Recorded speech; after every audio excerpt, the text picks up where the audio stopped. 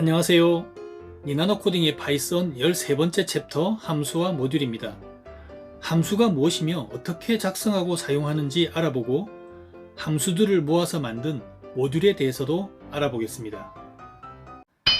함수는 입력값을 받아서 어떠한 일을 수행한 다음에 그 결과를 돌려주는 것이 일반적인 함수의 형태지만 입력값과 반환값이 없을 수도 있고 여러 개일 수도 있습니다. 그리고 함수에는 사용자 정의 함수와 내장 함수, 그리고 외장 함수가 있습니다. 함수를 사용하는 이유는 반복적이고 가치 있는 부분을 묶어서 코드를 단순화하고 필요할 때 호출해서 사용할 수 있기 때문이며 프로그램의 흐름을 일목요연하게 볼 수 있고 오류가 발생한 곳을 빨리 찾을 수 있기 때문에 함수를 사용하는 것입니다. 함수를 만들 때는 def를 먼저 적어줘야 하는데요. def는 define의 약자고 함수를 선언하는 예약어입니다. define 다음에는 함수명과 매개 변수를 적는데요. 매개 변수는 함수로 전달된 값을 저장합니다. 그리고 매개 변수는 한 개 또는 여러 개일 수 있고 없을 수도 있습니다. return은 어떤 일을 수행한 결과값을 돌려주는데요. return도 매개 변수와 마찬가지로 한 개 또는 여러 개일 수 있고 없을 수도 있습니다. 그럼 이제 함수 하나를 만들어 보겠습니다. 이름이 add고 매개 변수가 2개인 함수인데요. 전달받은 숫자 2개를 더해서 return으로 그 결과값을 돌려줍니다. 함수를 호출할 때는 함수명과 함께 전달값을 적어주는데요. 이때 매개 변수로 전달하는 값을 인수라고 합니다. 숫자 2개를 입력하면 곱해서 돌려주는 함수인데요. def 예약으로 함수를 선언하고 매개 변수 a와 b로 인수를 받은 다음에 곱하기의 결과값을 return으로 돌려줍니다. 이렇게 함수를 정의한 다음에 사용자로부터 숫자 2개를 입력받고 함수를 호출하는데요. 입력받은 숫자를 함수로 전달합니다. 이렇게 코딩하고 프로그램을 실행해 보면 입력한 숫자의 곱하기 결과를 출력해 줍니다. 그런데 만약에 함수를 선언하는 위치가 함수를 호출하는 위치보다 아래에 있으면 어떻게 될까요?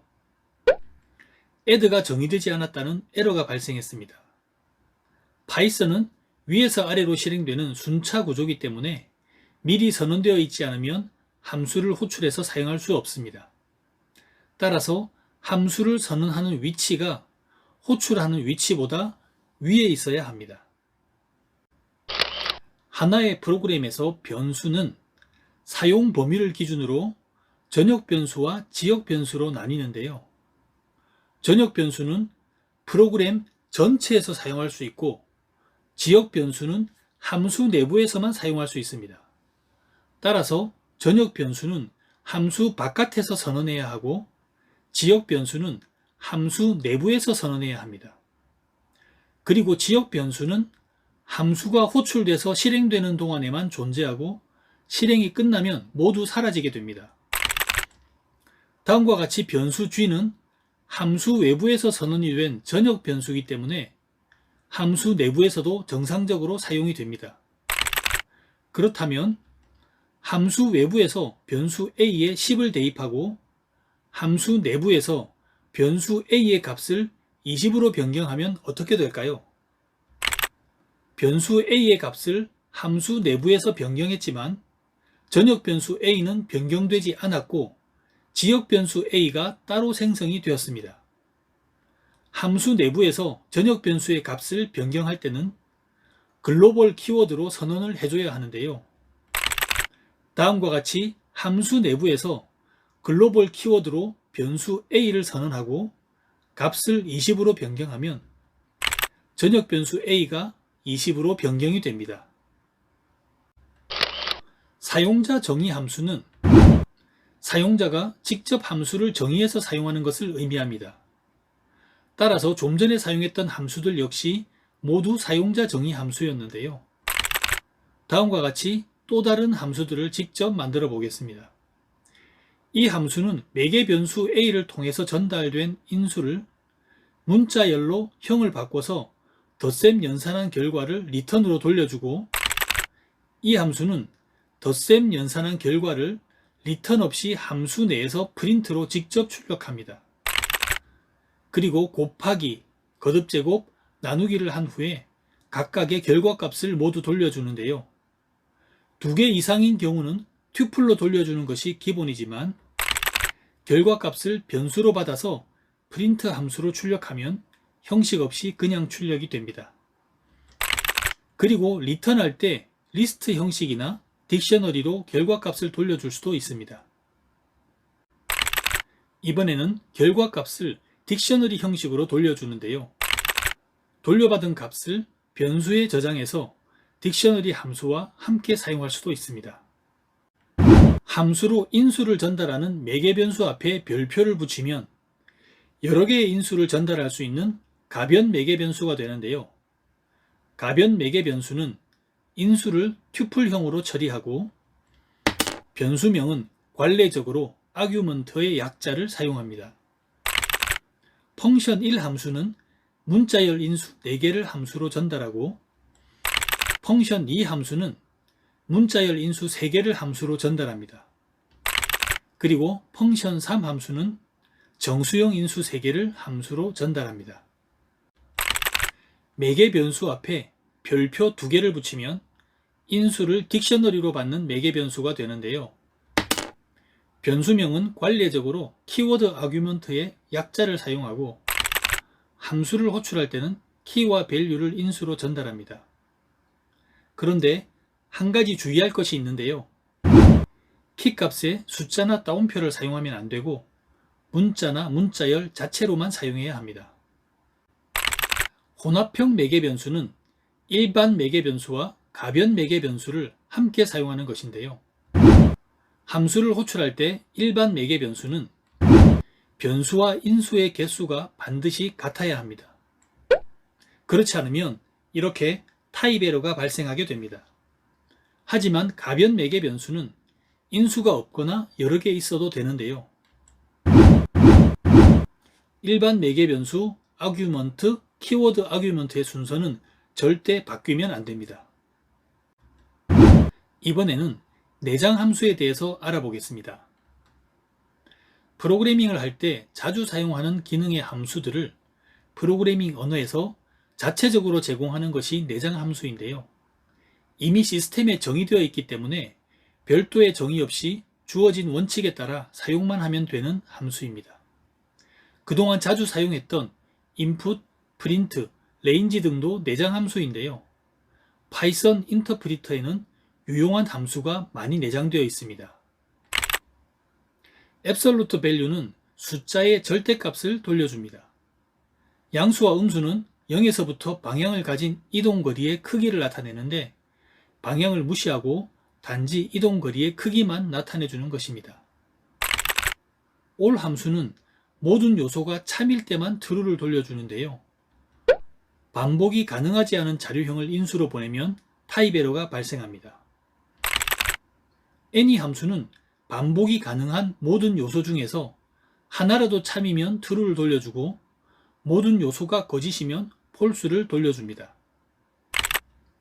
캐릭터 함수는 아스키 코드를 받아서 해당하는 문자열을 돌려주는데요. 오디널은 그것의 반대 개념입니다. 디비전 모듈로 함수는 목과 나머지 연산의 결과값을 튜플로 돌려주는데요. 두 번째 인수에 0을 넣으면 제로 디비전 에러가 발생합니다. enumerate 함수는 인덱스와 요소값을 돌려주는데요. 요소가 딕셔너리일 때는 인덱스와 키를 돌려줍니다.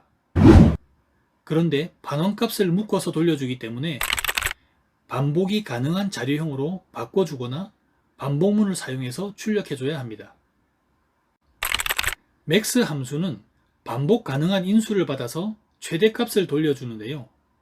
min 함수는 최소값을 돌려줍니다. 라운드 함수는 숫자나 수식의 결과를 반올림해서 돌려주는데요. nddigit는 소수점 아래의 자릿수를 지정합니다.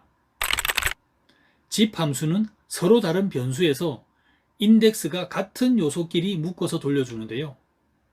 별표 이터러블은 반복 가능한 매개 변수를 여러 개 받을 수 있다는 것이고, 길이가 가장 작은 변수가 모두 소모되면 수행을 멈추게 됩니다.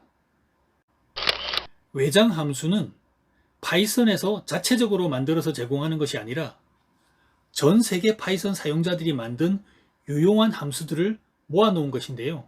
이런 유용한 기능의 함수들을 묶어서 하나의 독립된 파일로 만들어 놓은 것을 모듈이라고 합니다.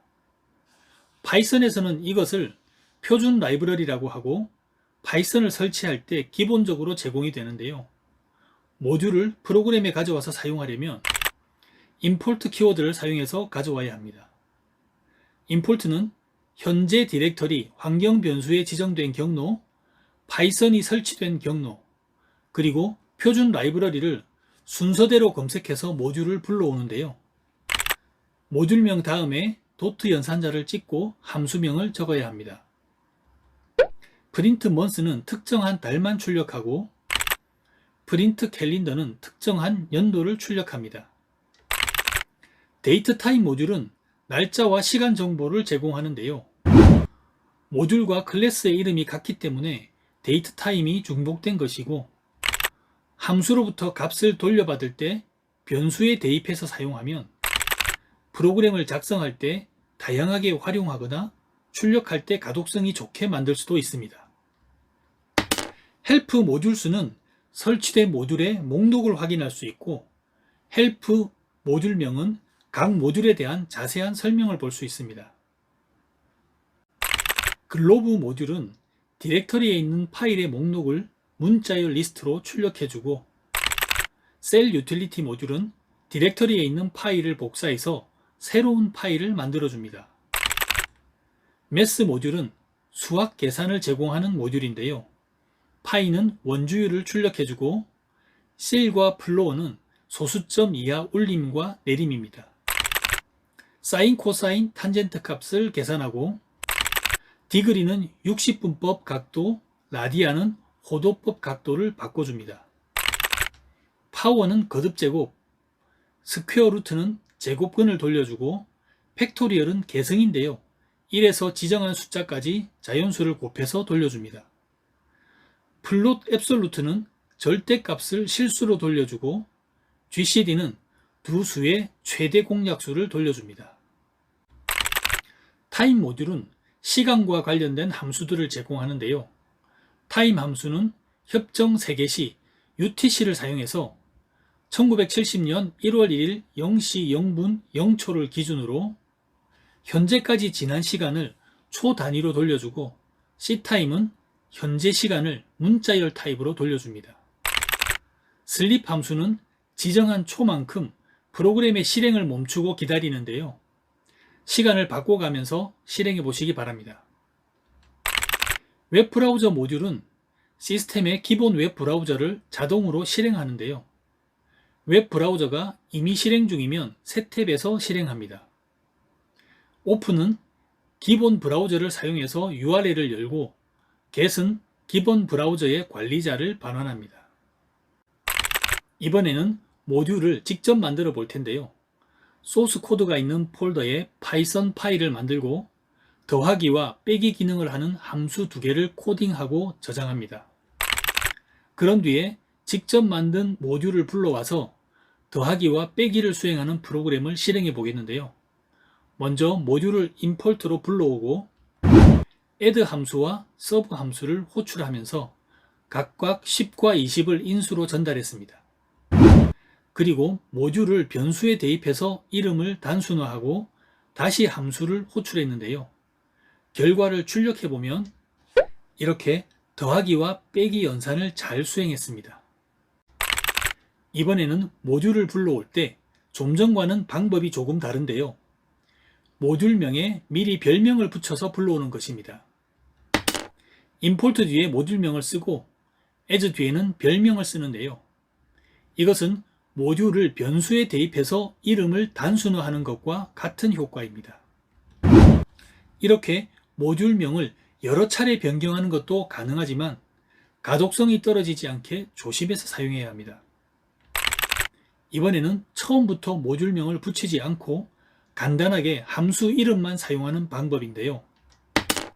이렇게 from 모듈명이 먼저 오고 import 별표를 적어두면 됩니다. 그런데 import 뒤에 별표 대신 함수명을 적어서 모듈에 포함된 특정 함수만 불러서 사용할 수도 있는데요. add 함수만 불러왔기 때문에 sub 함수를 사용하면 이렇게 에러가 발생합니다. 이번에는 이중 밑줄 문자가 양쪽에 붙어있는 name 변수에 대해서 알아보겠습니다. 이 name은 사용자가 만드는 것이 아니라 파이썬에 이미 내장되어 있는 변수인데요. 이 변수에는 모듈의 이름이 저장되어 있어서 직접 실행한 파일인지 임포트로 불러온 파일인지를 식별하는 데 사용할 수 있습니다. 자, 이렇게 서브와 메인이라는 파이썬 파일이 두 개가 있는데요. 서브에는 인수 두 개를 더해서 돌려주는 함수 add가 있고 그 함수를 호출해서 결과를 출력하는 코드도 있습니다.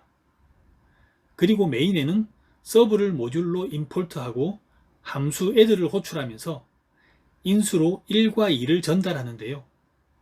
이 메인 함수의 실행 결과는 어떻게 출력이 될까요?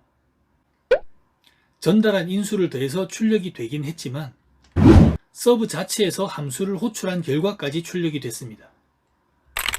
이럴 때 if문과 name 변수를 사용하면 되는데요.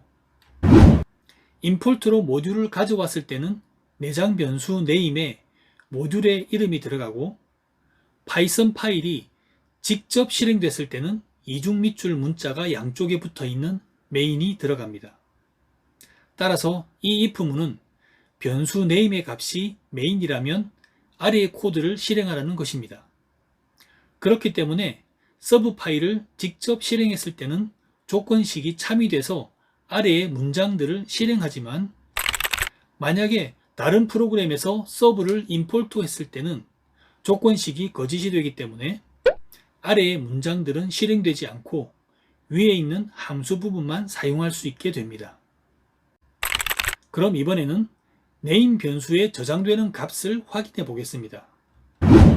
서브에 있는 add 함수에 name을 출력하는 코드를 추가하고 메인에도 name을 출력하는 코드를 추가해서 파일을 실행하면 어떻게 출력이 될까요?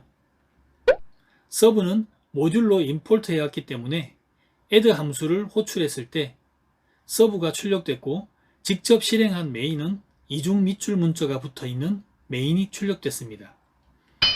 따라서 내장 변수 name에 저장되는 값은 파일을 직접 실행했을 때는 메인이 저장되고 모듈로 임포트 해왔을 때는 모듈명이 저장되는 것입니다. 람다는 define과 마찬가지로 함수를 생성할 때 사용하는 예약어인데요.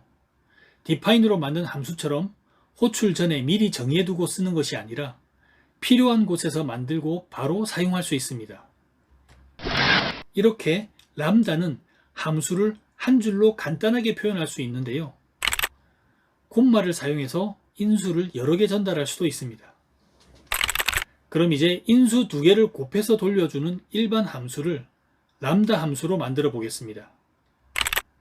람다 함수를 프린트문에서 바로 사용할 때는 괄호를 사용해서 인수를 구분해주고 변수의 람다 함수를 대입해두고 사용할 때는 일반 함수처럼 변수를 호출하면 됩니다. 실행해보면 이렇게 모두 같은 결과를 돌려줍니다. 함수의 매개 변수로 함수를 받을 수도 있는데요. 함수를 호출할 때 인수로 람다 함수를 보내고 함수의 프린트문에서 람다 함수를 호출했습니다. 실행 결과는 2만인데요. 첫 번째와 두 번째 인수 10 곱하기 10 그리고 람다 함수를 호출할 때 인수로 20을 전달해서 10 곱하기 20은 200 따라서 10 곱하기 10 곱하기 200을 해서 2만을 출력해 줍니다. 그럼 이제 이번 영상에서 알아본 내용들을 문제를 풀어보면서 확인해 보겠는데요. 꼭 직접 풀어보시기 바랍니다. 첫 번째 문제는 섭씨와 화씨를 서로 바꿔주는 프로그램입니다. 섭씨와 화씨를 계산하는 함수를 각각 작성하고 반올림으로 소수점 둘째 자리까지 나타내 주는데요. 종료를 선택하기 전까지는 반복하게 하고 선택을 잘못했을 때는 다시 선택하게 합니다. 이 내용들과 온도 변환 공식을 사용해서 프로그램을 작성해 보시기 바랍니다. 그럼 이제 함께 코드를 보겠습니다. 섭씨와 화씨를 계산하는 함수를 각각 만들었고 파일을 직접 실행했을 때만 아래의 코드가 실행되게 했는데요. EX 코드 13-6을 직접 실행했기 때문에 if문 아래에 있는 코드들을 모두 실행하게 됩니다. 따라서 메뉴를 먼저 출력한 뒤에 while문으로 무한 반복을 하면서 3번을 선택하면 프로그램을 종료하고 1번은 섭씨, 2번은 화씨를 계산하는데요. 1, 2, 3번 외에는 메뉴를 다시 선택하게 합니다. 이번에는 연산의 종류를 선택해서 계산할 수 있는 프로그램을 작성하는데요. 사칙 연산을 하는 프로그램을 각각 작성하고 연산 종류와 프로그램 종료를 선택할 수 있는 함수도 만듭니다. 나눗셈의 계산 결과는 반올림으로 소수점 첫째 자리까지 나타내고 연산 결과를 출력하고 나서 선택 항목이 다시 출력되게 하는데요. 선택 항목에 없는 번호를 입력하면 다시 선택하게 합니다. 그리고 try except 문을 사용해서 잘못된 입력에도 프로그램이 종료되지 않고 선택 항목이 다시 출력되게 합니다. 프로그램을 실행해 보면 잘못 입력했을 때는 다시 선택하게 하고 연산의 종류를 선택해서 계산한 후에 5번을 선택하면 프로그램이 종료됩니다. 그럼 이제 프로그램을 작성해 보시기 바랍니다. 그럼 이제 함께 코드를 보겠습니다. 사칙 연산을 하는 함수를 각각 만들고 메뉴를 선택하는 함수도 만들었는데요. 없는 번호면 다시 선택하게 하고 try except 문을 사용해서 잘못된 문자열을 입력해도 종료되지 않고 다시 메뉴를 출력할 수 있게 했습니다. 함수를 모두 만든 다음에는 파일을 직접 실행했을 때만 아래에 있는 코드들을 수행하게 했는데요. 5번은 프로그램을 종료하고 1번에서 4번은 각 함수를 호출해서 연산 결과를 출력합니다. 그리고 try except 문으로 잘못된 문자열을 입력했을 때 프로그램이 종료되는 것을 방지했습니다. 이번에는 주사위 2개 중에서 자신이 선택한 주사위의 점수가 더 크면 이기는 게임인데요. 무작위수 2개를 추출해서 발언하는 함수와 두 수의 크기를 비교해서 결과를 발언하는 함수를 작성해서 게임이 종료될 때 최종 점수를 출력해 줍니다. 그럼 프로그램을 작성해 보시기 바랍니다. 무작위수를 만들기 위해서 먼저 랜덤 모듈을 임포트 하는데요. 모듈명을 붙이지 않고 간단하게 함수 이름만 사용하는 방법으로 불러옵니다. 그리고 1에서 6 사이의 정수 중에서 무작위로 2개를 추출하는 함수와 인수로 받은 2개의 정수 중에서 어느 것이 더 큰지 비교하는 함수를 만들고 파일을 직접 실행했을 때만 아래의 코드를 실행하게 합니다. 그런 다음 무한 반복문에서 주사위를 선택하거나 종료를 선택하고 다이스 함수와 컴페어 함수를 호출해서 결과값을 돌려받는데요. elif문을 사용해서 결과값대로 승패를 알려주고 try except 문에 키보드 인터럽트를 사용해서 컨트롤 C 입력으로 프로그램이 중지되는 것을 방지합니다. 이번에는 구구단을 출력하는 프로그램인데요.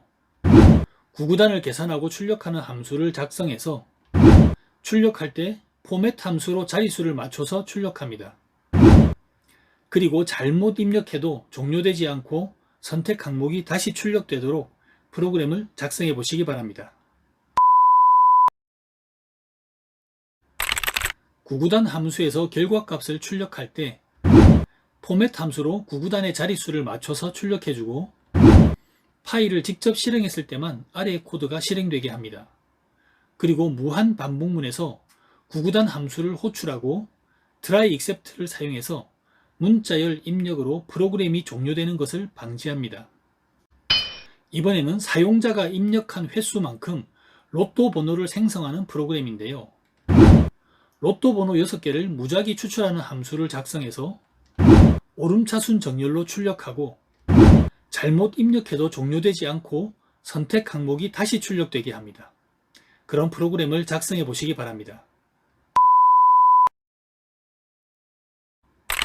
랜덤 모듈을 임포트하고 무작위 수를 추출하는 함수를 작성하는데요.